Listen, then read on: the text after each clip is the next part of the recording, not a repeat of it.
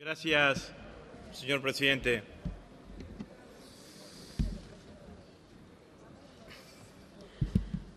Voy a hacer algunas referencias en términos políticos, ¿no? Yo entiendo algunas expresiones que se dicen en el marco del debate y entiendo que no nos entiendan, porque es muy difícil entender la épica cuando no se tiene épica. Es muy difícil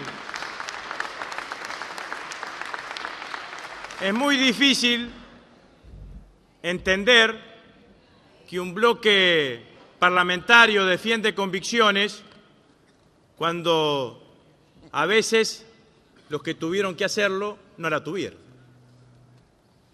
Y nosotros somos militantes políticos que tenemos épica. Nos sentimos... Yo le pido, presidente, que me dejen hablar, nada más. Sí. Nosotros... Diputado de Marchi, por favor. Silencio, diputado. Escuchó muy bien, diputado. Silencio, por favor. Diputado de Marchi, por favor, le pido silencio. Diputado, siga hablando, diputado Rossi. Es que siempre es así, digamos, ¿no? Nosotros los escuchamos a ellos y ellos, cuando empiezo a hablar yo, empiezan a hablar entre ellos. Entonces, señor presidente, vuelvo a decir, nosotros somos, antes que diputados, militantes políticos que sentimos que estamos protagonizando y llevando adelante un proyecto político que cambió el país en la Argentina. Nosotros las banderas que arriamos y las banderas que defendemos no son banderas que las levantamos según cómo sopla el viento. Repudiamos a aquellos políticos que son como las hojas secas de los árboles, que se acomodan según donde sopla el viento.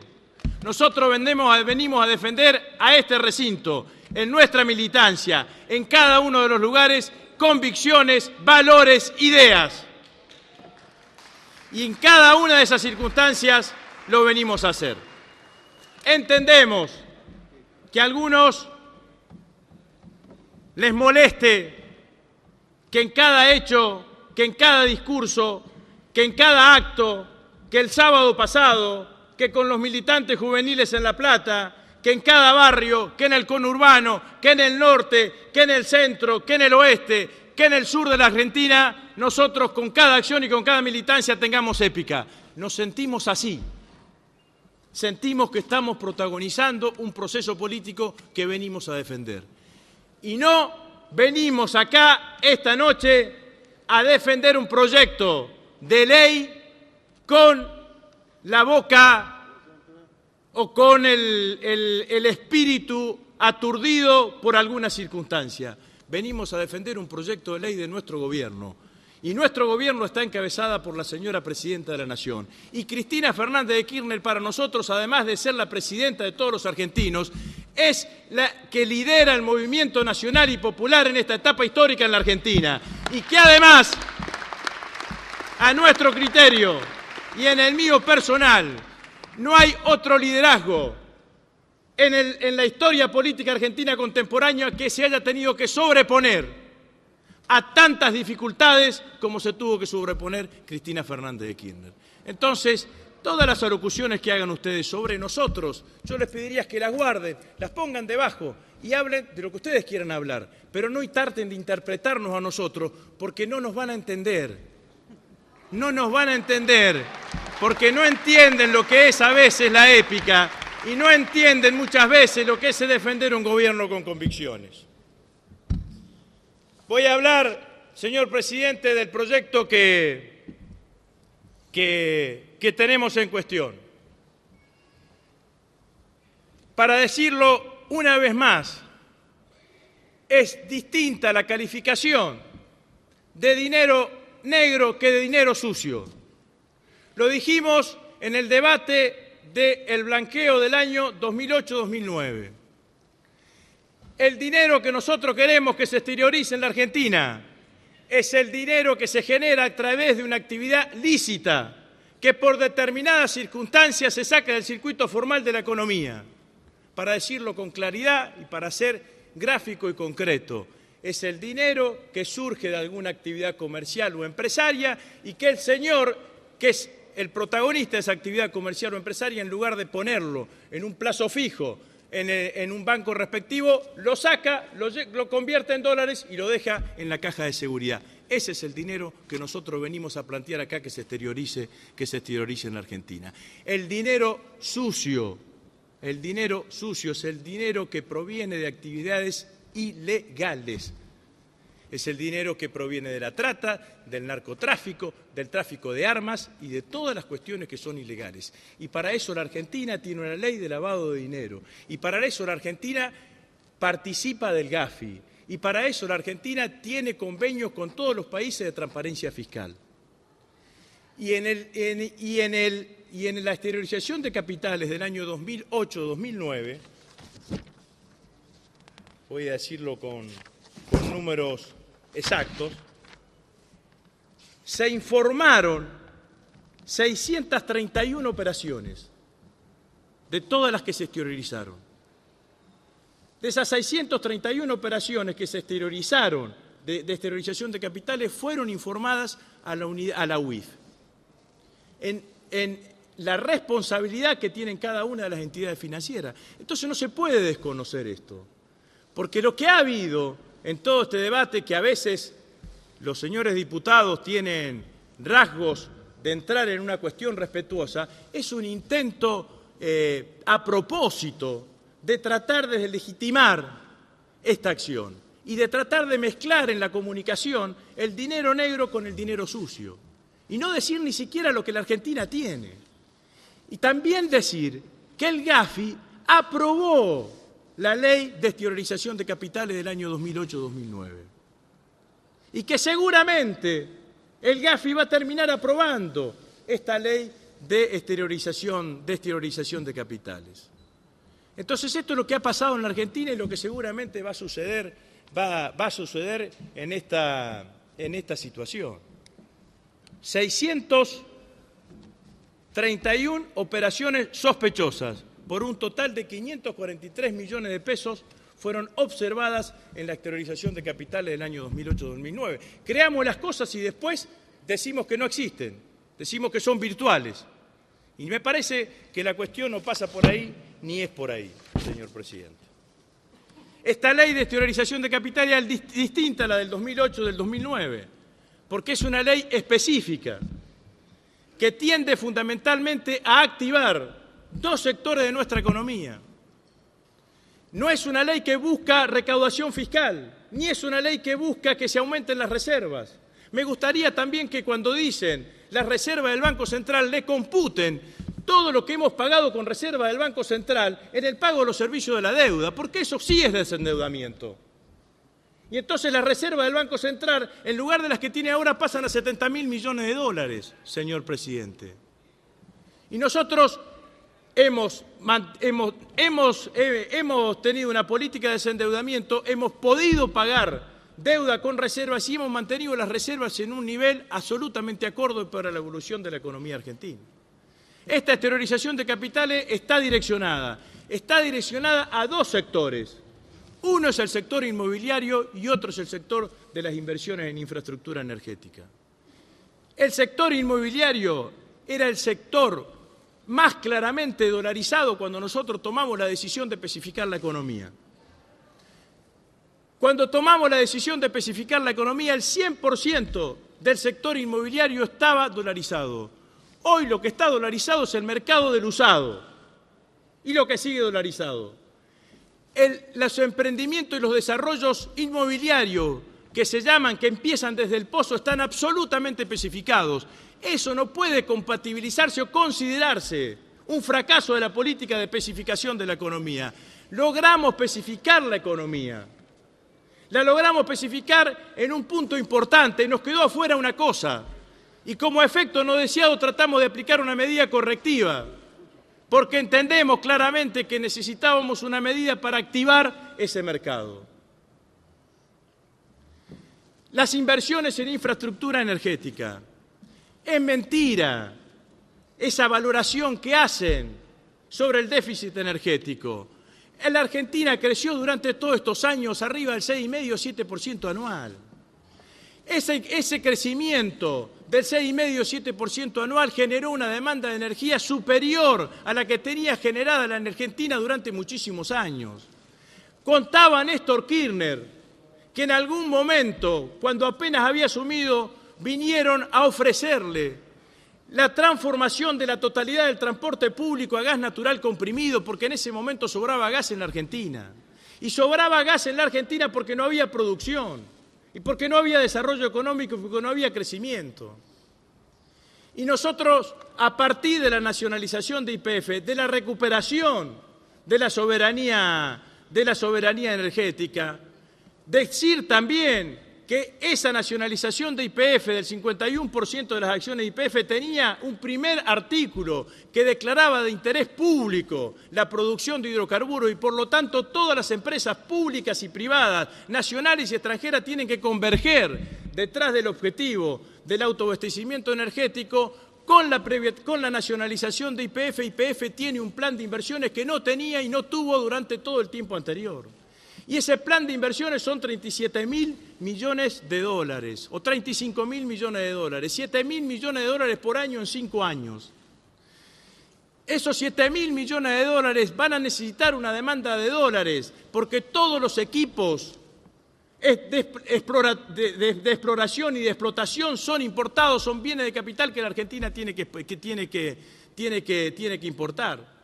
Entonces, lo que estamos haciendo con este bono es tratar de inyectar a la economía argentina y a esa experiencia de inversión una mayor cantidad de dólares que no nos signifique que se vea afectada nuestra balanza comercial. ¿Qué tiene de malo eso? ¿Qué tiene de malo buscar un mecanismo para que se exterioricen dólares en la Argentina que permitan apalancar en alguna medida toda esa inversión de lo que significa el plan de inversiones que tiene YPF? Algunos decían, irónicamente, porque se dicen números y después no se dimensionan los números. El anterior blanqueo significó 4.000 millones de dólares de inyección a la economía argentina. Supongamos, como dijo alguno, que como con suerte van a ser 4.000 millones de dólares, yo creo que como mínimo van a ser 4.000 millones de dólares. 4.000 millones de dólares significa que se blanquea el 2% de la totalidad de los activos que están en negro en la Argentina. 40.000 millones de dólares en nuestro país y 150.000 millones de dólares fuera del país. Hagan una cuenta matemática, un ejercicio matemático, que yo se lo voy a hacer para que no pierdan tiempo. Imagínense que de esos 4.000 millones de dólares, 2.000 millones vayan a SEDIN y 2.000 millones vayan a BADE. Esos 2.000 millones de dólares en SEDIN significa que se podrían efectuar 40.000 transacciones de departamentos de un valor promedio de 100.000 dólares o 80.000 transacciones de departamentos de un valor promedio de 50.000 dólares. ¿Sabe cuántos se hicieron? Según el Colegio de Escribanos de Buenos Aires, en el primer trimestre del 2013 se registraron 6.490 operaciones. Estaríamos hablando de multiplicar por 6 o por 12 ese valor. Pregúntenle a alguien que está en el mercado inmobiliario si esa no es una cifra que atrae o no atrae. Imagínense los 2.000 millones de dólares en BADE. Un equipo de perforación de YPF vale 15 millones de dólares. Se podrían comprar 266 nuevos equipos de perforación. Con cada equipo se pueden explorar entre 10 y 12 pozos. Podríamos tener una capacidad de perforar 3.192 pozos. Esa es la economía real de la que estamos hablando. Todo lo demás es generar un escenario político de posicionamiento detrás de cada una de las iniciativas del gobierno para tratar de anular cada una de las iniciativas. Han venido acá algunos con discurso bajado de tono. ¿Cómo tenemos que entender esa reunión previa antes de esta sesión, diciendo de que si tenían mayoría en las elecciones del año que viene iban a derogar esta ley y que iban a perseguir a cada uno de los que ingresen en la exteriorización de capitales? ¿Cómo se entiende eso, que es impracticable, que saben que no es así, sino solamente como una declaración política para tratar de perturbar una medida económica que lleva adelante el gobierno de la Argentina? Después se enojan cuando uno los califica de alguna manera, digamos, no, pero es difícil a veces encontrar otro tipo de calificativos. Se trata de presentar a la Argentina como si fuese un caso único en el mundo. Italia, Estados Unidos, Reino Unido, Portugal, México, España, Suiza y Grecia han tenido políticas de exteriorización de capitales durante todos estos últimos años. ¿Por qué el enjuiciamiento sobre una herramienta que tiene los objetivos que claramente acabo de marcar? Y la verdad, señor presidente, que nosotros sabemos dónde estamos parados, no nos confundimos. Sabemos claramente qué es lo que se está jugando en el debate político en la Argentina. Hay una lluvia ácida que se cae y que derrama sobre nuestro espacio político y sobre la presidenta. Hubo declaraciones de diputados hoy, cuando acusaron a la presidenta, sin ningún tipo de prueba, de haber hecho una escala en un paraíso fiscal durante 48 horas, que lo que hace no es hablar mal de la presidenta, habla mal del señor diputado. Habla mal del señor diputado porque no tiene ni siquiera el recato de respetar la institución presidencial y lo hace como si fuese con absoluta irresponsabilidad, tratando de ensuciar absolutamente a todos.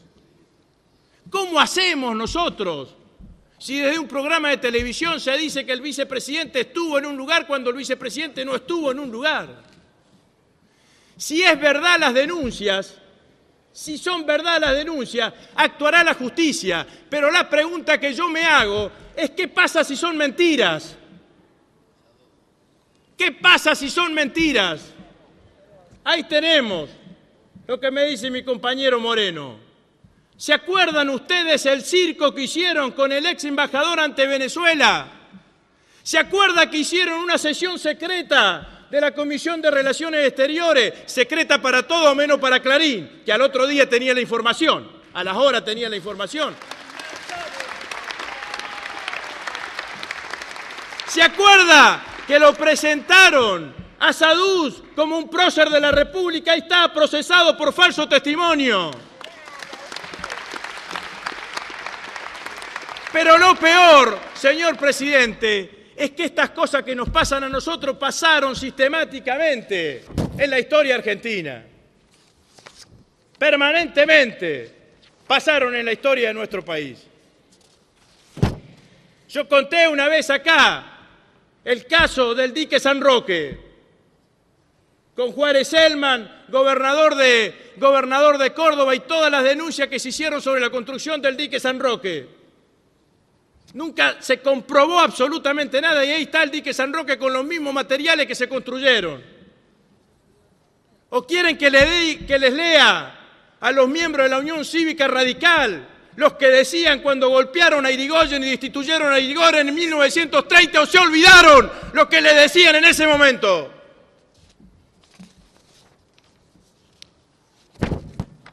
¿O quieren que hablemos de las tapas de primera plana en el gobierno de Ilia?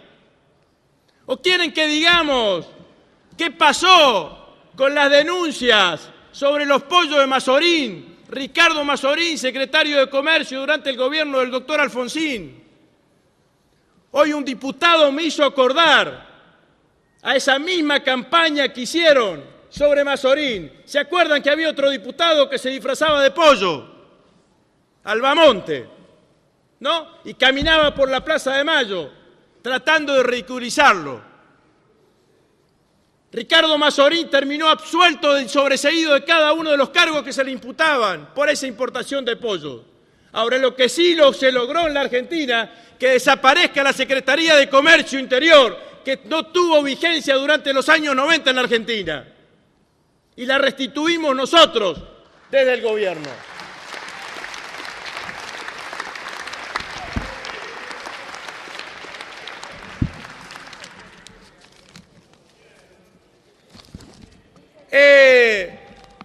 Todos pasaron un minuto, yo voy a terminar ya sintéticamente, señor presidente.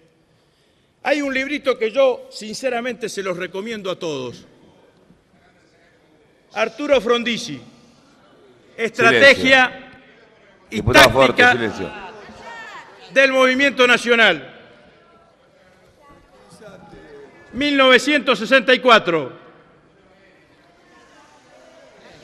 Diputada Herrera, por favor. Diputada Herrera. Diputada Herrera. Hay un capítulo por favor, que está destinado a la difamación de los gobiernos populares. Ahí Frondizi recorre esto de Juárez Elman, recorre las acusaciones que se le hicieron a él, recorre la campaña que tuvo que soportar Lisandro de la Torre con un ex socio suyo, que después Lisandro de la Torre desmintió profundamente, pero que seguramente atormentó a Lisandro de la Torre. Recorre el suicidio de un ministro de Economía de Irigoyen después de haber salido del gobierno, y podemos recorrer muchísimas historias más. Me permito un momento porque sé que muchos lo conocen. ¿Saben ustedes lo atormentado que vivió Antonio Cafiero con esa denuncia del piano de Mendoza? ¿Saben ustedes lo atormentado que vivió por esa denuncia? Denuncia que le hicieron en Mendoza porque Cafiero se le ocurrió ampliar la capacidad de almacenaje de la bodega estatal, que era la bodega Giol, para tratar de tener mayor capacidad y que los pequeños productores no tengan que mal vender su producción. Campaña que seguramente iniciaron los principales bodegueros privados. Alguna vez denunció algún diputado acá sentado y cuando se tuvo que ir a tribunales, ese diputado no fue a comparecer. Pero no importa, esa es otra historia. Voy a decir, señor presidente, esta frase de Frondizi, 1964. No ha habido hazaña, entre paréntesis, militar, económica, política y cultural, de trascendencia para el afianzamiento de nuestra nacionalidad y el acrecentamiento de su patrimonio espiritual y material, que no haya sido objeto de las más irresponsables campañas de difamación tendientes a invalidarlas, menoscabarlas o postergarlas. En todo tiempo, quienes quisieron empujar el país hacia adelante fueron acusados de mala conducta administrativa, de cohecho y malversación. Nosotros tenemos en claro esta historia y sabemos quiénes son los que nos acusan, los que nos denigran y los que generan esta campaña de difamación. Nos duele, sí, que muchísimos que hayan sido víctimas de estas mismas campañas sean hoy socios ocultos o activos de los mismos que generan la campaña de difamación sobre un gobierno democrático, nacional, popular, que ganó con el 54% de los votos y que después de 10 años de gobierno fue capaz de hacer una demostración de movilización popular con alegría, con respeto, con paz y con muchísima esperanza como la del sábado pasado. Muchísimas gracias, señor presidente. Gracias, diputado.